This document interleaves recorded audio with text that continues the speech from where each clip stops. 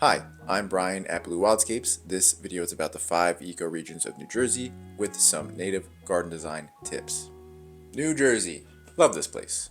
Lived here most of my life, and although it's a pretty small state, it is huge in ecological diversity. Inside this state, there are 5 unique ecoregions, and if you are starting a native garden or you have already started a native garden, ecoregions are a great concept to become familiar with, specifically information about the ecoregion in which you yourself are gardening. Before we get into what an ecoregion is, let's differentiate this concept with a different gardening zone concept that most people are probably familiar with, and that would be hardiness zones. Hardiness zones are defined by the USDA, and it is a useful agricultural indicator as to what an area's minimum winter temperature is.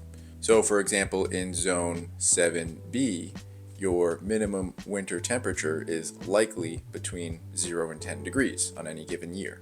And that can be very helpful in defining what plant species may or may not survive winters in your area. Now, where hardiness zones refer to minimum winter temperatures, ecoregions refer to a zone's ecological history, climate, geology, soils, and native vegetation. So for gardeners, particularly gardeners interested in native plant gardening, this information is almost crucial in understanding what not only will thrive in your area, but what will contribute most effectively to your area's native ecosystem. So ecoregions are defined by the EPA and other partnering organizations. They're defined in 4 levels of specificity. So level 1 being like a global intercontinental scale, and level 4 being almost a town-to-town scale.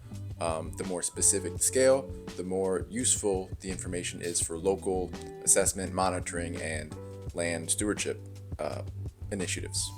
For our purposes, looking at the state of New Jersey and its 5 distinct ecoregions, we are going to stick with a level 3 view, which gives us enough specificity that we can differentiate each of the 5 regions and infer some cues as to what may or may not be effective gardening practices.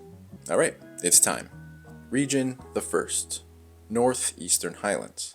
So this region runs through the northwestern counties of New Jersey, and that would be Sussex, Warren, and parts of Morris County. This area is at a higher elevation than most of New Jersey and has a distinct glacial history. So there are broad ridges carved out as well as rocky outcroppings, meaning exposed bedrock. Soils may be clayey and iron rich. The landscape is generally rugged with open high hills, lakes, and pockets of both acidic and alkaline soil. The native vegetation is generally forested, with higher elevations having pitch pine, mixed forests, and lower elevations having sugar maple and hemlock forests. These types of forests are pretty common elsewhere in New Jersey as well, but let's focus on this ecoregion. For gardeners in this region, your site will probably have mature trees on it already, or at the very least nearby, affecting the solar aspect of your planting area. Understory species like hollies, sedges, and ferns will be your friend for these shady areas. Due to the variable depth of bedrock in this area, definitely find out how deep the soil is where you're planting. Keep an eye out for any odd drainage patterns or pooling of surface water, and definitely pH test the soil on each planting site. Next region, Ridge and Valley, a narrow band going through the northernmost part of the state, stretching down a little ways along the Delaware River.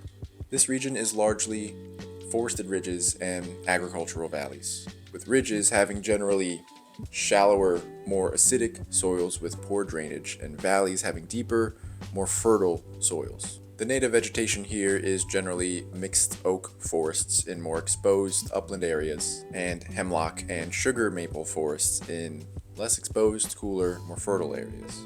Again, for gardeners in this area, definitely pH test the soil on your site. There are pockets of acidic and alkaline soil spread out throughout this ecoregion. For alkaline pockets, choose plants that can tolerate those limestone soils. If you're upland or in a more exposed area, choose plants that are drought tolerant and can handle some abuse from those persistent and powerful winds. In more protected, fertile areas, there probably isn't much that you can plant that won't thrive here. It's areas like this that have granted New Jersey its famous nickname, the Garden State. Next region is Northern Piedmont. The location of this region is central New Jersey for the most part, including the most urbanized part of the state, that northeastern sector. This northern Piedmont region is basically the foothills of the Appalachian Mountains.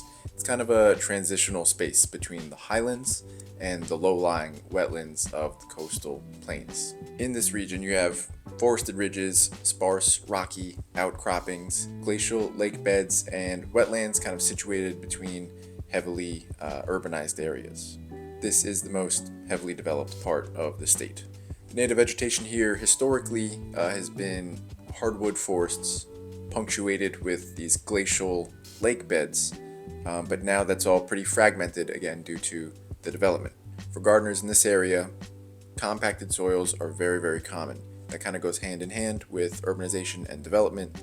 If you're in a suburban area, chances are the area around your home is more builder's fill than native soil.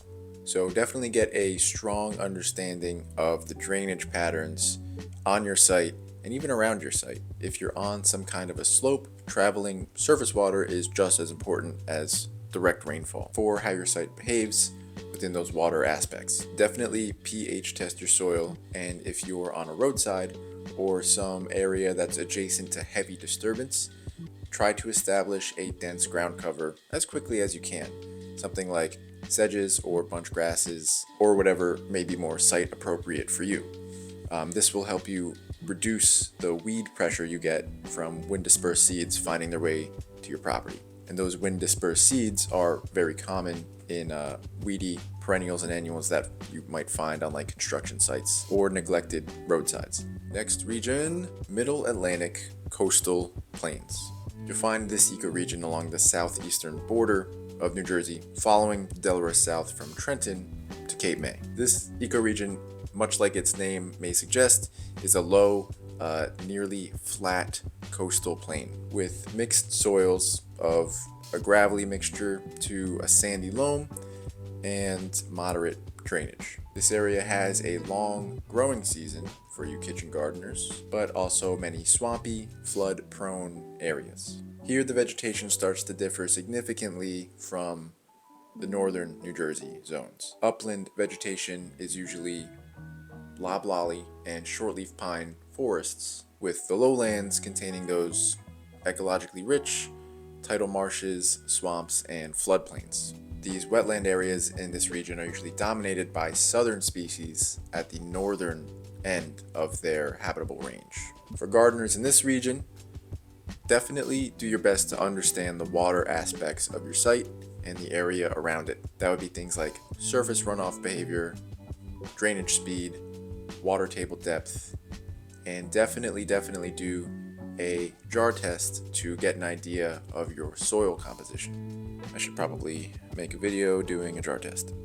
Assuming you have pretty sandy soils, choose plant species that can tolerate some drought while building organic matter. These would be things like grasses, little blue stem, Panicum brigatum, and some shrubby species that can tolerate sandy soil. All right, last and certainly not least is the final region, Atlantic Coastal Pine Barrens. This ecoregion covers a fair chunk of the state of New Jersey. It starts in the southern corners of Middlesex and Mercer counties and goes south through the southern tip of the state, except for what's covered by the Middle Atlantic Coastal Plains. But included in the Atlantic Coastal Pine Barrens would be the actual Pine Barrens region of the state, the Barrier Islands, and the entire East Coast. In this region, you'll find variable soils, but generally sandy and acidic, with forested lowlands, dunes, and saltwater marshes. This is a particularly biodiverse region, very similar to the Middle Atlantic Coastal Plains, because in this region, you find the northern terminus of many southern species habitable zones and the southern terminus of many northern species habitable zones. So you get this amazing Venn diagram, like a beautiful coalescence of flora and fauna overlapping in this part of the state, and it's just absolutely beautiful to witness. Anyway, the vegetation you get here is generally oak forests inland, and pine oak forests in the outer coastal plains before coming to the sandy dunes of the coastal barrier islands. A good example of this would be the gradient of vegetation you get from traveling from, let's say, Colts Neck through Homedale and Middletown onto Sandy Hook, or I guess anywhere really from kind of like the longitudinal center of the state towards the east coast. For gardeners in this region, much like it is in the middle Atlantic coastal plains, the growing season is longer than it is for those in the northern New Jersey ecoregions. And this is great for kitchen gardens or raised beds. As for the native soil, well, you can generally bet on your soil being highly acidic to neutral and sandy. If you'd like to be sure, feel free to pH test your soil. But above all, and one of the most important themes in native garden, is embrace the native soil. Choose plants that are drought tolerant and can thrive in these well-drained, acidic soils. And no matter where you are in this region, you could probably just mimic the plant palette of the pine barrens, which is just a great example of beautiful, ecologically rich native vegetation. Am I in focus? I think so. Okay.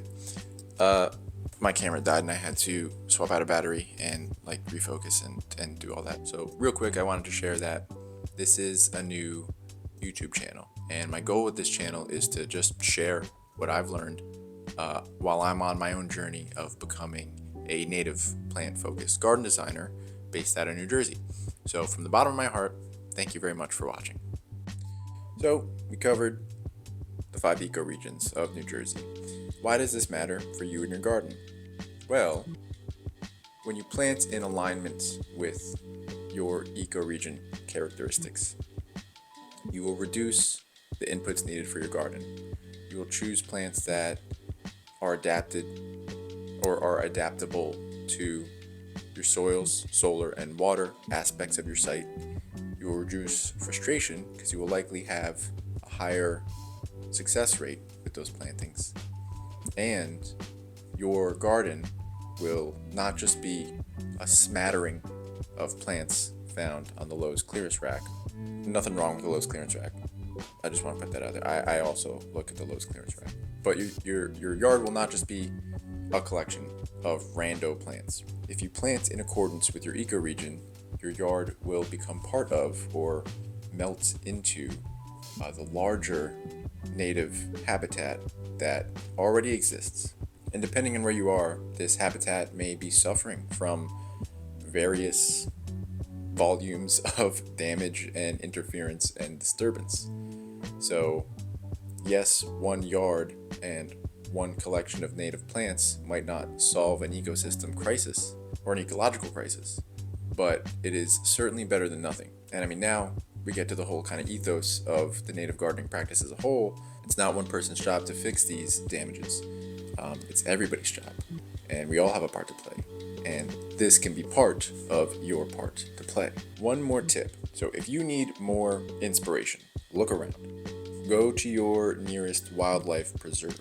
That could be Sandy Hook National Park, could be Wallkill, could be the Pine Barrens. Notice what plant species are present, thriving, and ecologically beneficial. And a lot of these parks have free handouts that kind of outline ecologically significant species present in that ecosystem. So you could absolutely start there. If you notice a grass, a shrub, a tree, a mix of plants that is succeeding and that is populated with pollinators or has prolific seed heads that birds are eating or birds are nesting in the branches of the shrubs or trees, provided your site has similar aspects as to where you found that plant, which probably does, there's your answer, there's your first planting. That's it for today. Thank you so much for watching. Brian at Blue Wildscapes. Catch you next time.